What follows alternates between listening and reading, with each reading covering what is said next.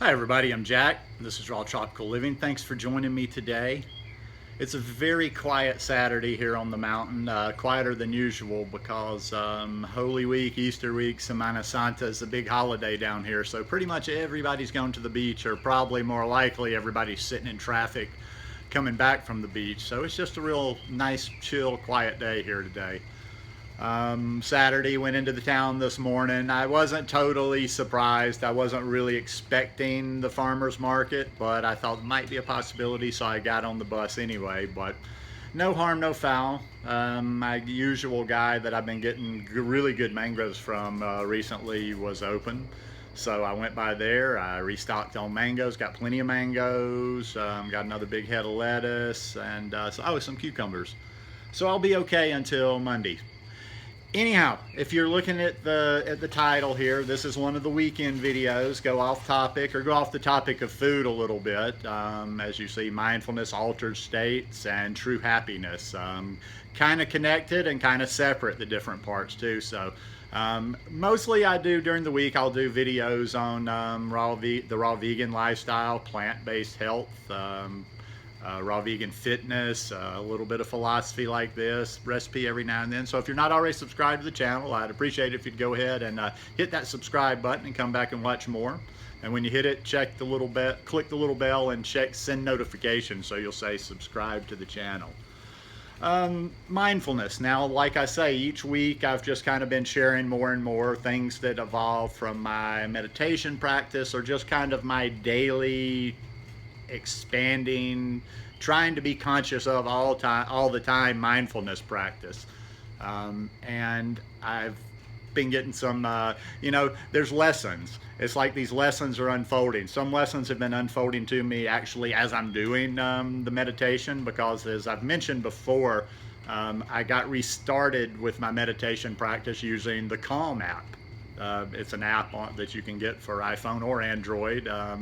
And it has various meditations on there. Now, like I say, that was a little counterintuitive to me, having an app for meditation in the beginning, but it's been very valuable to me in kind of restarting and having a steady practice now. I've been practicing for close to 3 months, every day for close to 3 months now. So, and there's various themes in there. There's different days of mindfulness. Some of the days have dealt with impermanence. That's one of the meditations I like a lot. It's about a 15-minute meditation, and it deals on the impermanence of things, about how things, whether they're good or bad, come and go. And a lot of it is just, like I say, I take a lot of these things off my meditation cushion and really try to remember them on a daily basis. I really focus on this. It's not just something, as I'm saying this, I just want to stress that it's not just something I kind of give lip service to, or just like do it like maybe once a day just so I can be able to say I do it. I'm really trying to expand my mind into using this stuff all the time, and really having that. I did a video a while back, I don't even know how long back now, a month, 2 months, called The Breath as an Anchor. And I really am trying to use that breath as an anchor all during the day in all different type situations, just to bring myself back to the now. A lot of times it can just to calm myself down a little bit. Not that I'm like wildly erratic, or I'm in some sort of a state of agitation, but we could all use calming down a little bit. Which brings me to the second little piece of the title there, altered states. And I'm going to start, dabbling with this a little bit more. I found something interesting the other day. When my travel day, Wednesday, which I flew back down here to Costa Rica, I spend a lot of time by myself here on this mountain, and I realize when I get out in public and get around a lot of people, especially like in an airport travel day situation, where I'm kind of locked in. In other words, once I leave my door in the morning, get in the taxi to go to the airport, once I walk into an airport for the first time, I'm kind of a captive during the day. So being around people and not being able to get around people even just for a whole day, that'll kind of sometimes, like, I just not need to put up my boundaries, my protections, my force field, if you will. So the other day wasn't a bad travel day. It wasn't like I had any bad experiences. I behaved on the plane. Nobody had to come throw me a beating. I wasn't, too soon, I imagine. But no, it was an easy travel day. I didn't have to get up early. I didn't have to be at the airport till about noon. No delays in the traffic. I flew to Atlanta, smooth flight. Had time to grab some fresh squeezed orange juice, eat a little something, and got on my plane. Boom, I'm in Costa Rica. But what I found myself doing during the day, I did it a few times on the plane. Did it a little bit on the plane because I was a little bit bored. I thought I had a book on my Kindle that I didn't have. And so I really didn't have anything I was focused on the plane. Normally I do. Normally I will have a book that I'm paying attention to, that I'm listening to or I'm reading, but I didn't.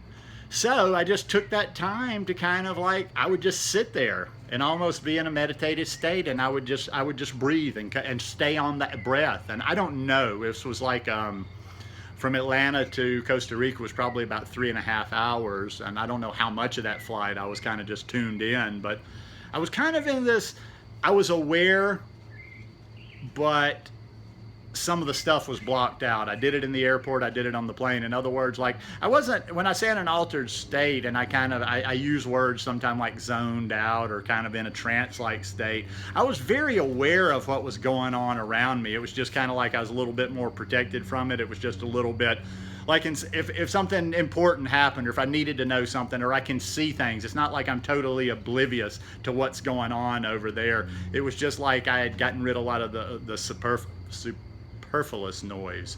That's a good word, that the definition fits there. I don't know how to pronounce it exactly properly, but it got rid of all the, just the distraction and whatever. And I found myself doing this more and more, and it was kind of nice. It just made the day, like, before I knew it, I was here getting ready to get my taxi back to the house.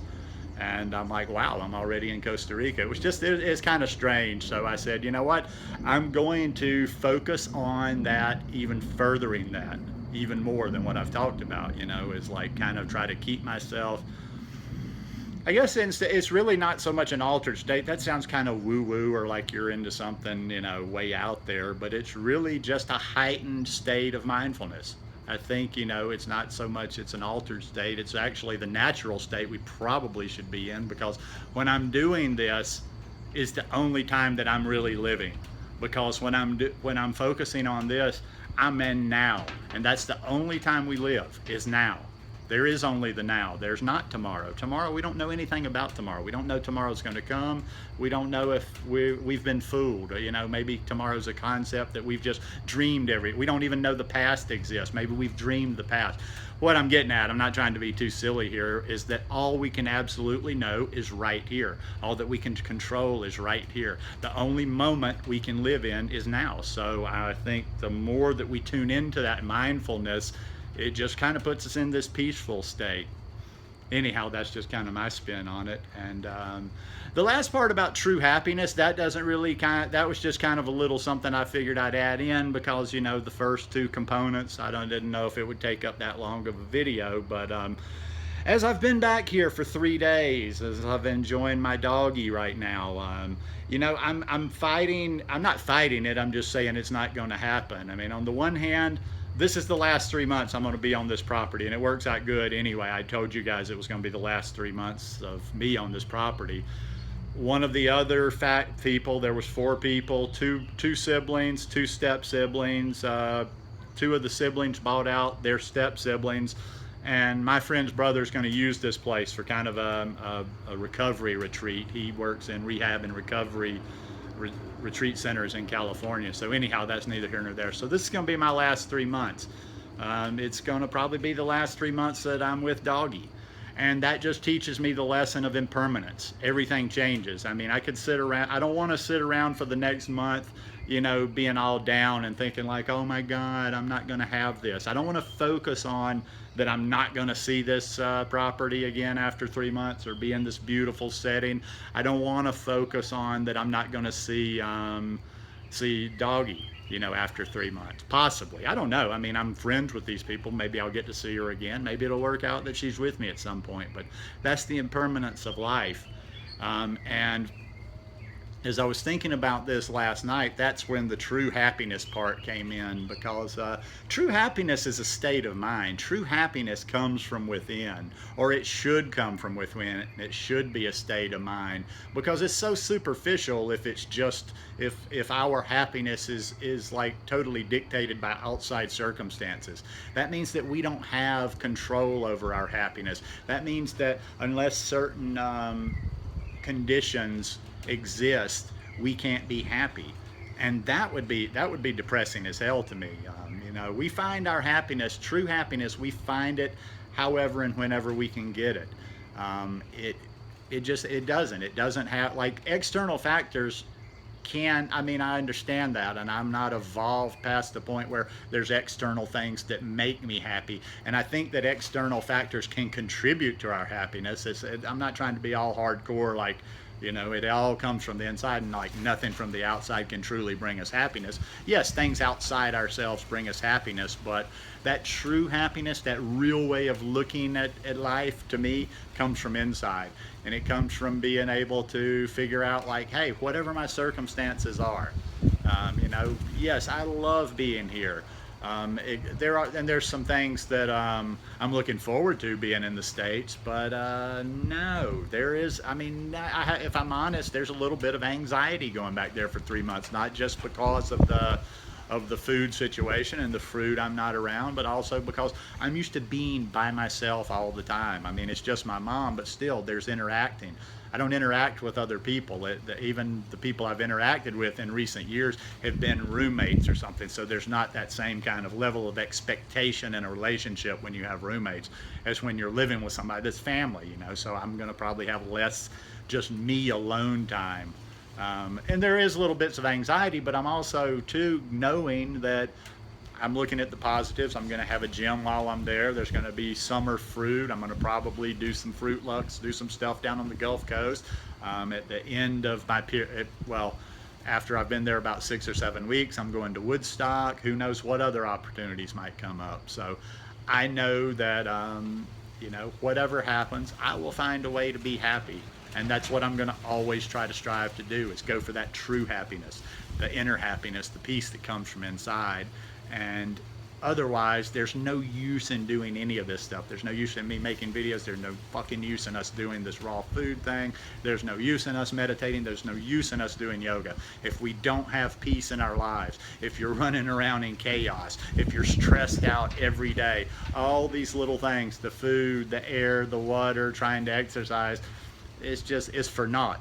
It's like everything, we have to have it up here and in here before we can utilize a lot of the physical that we're doing. So anyhow, before I just get way too far out there, I'll stop.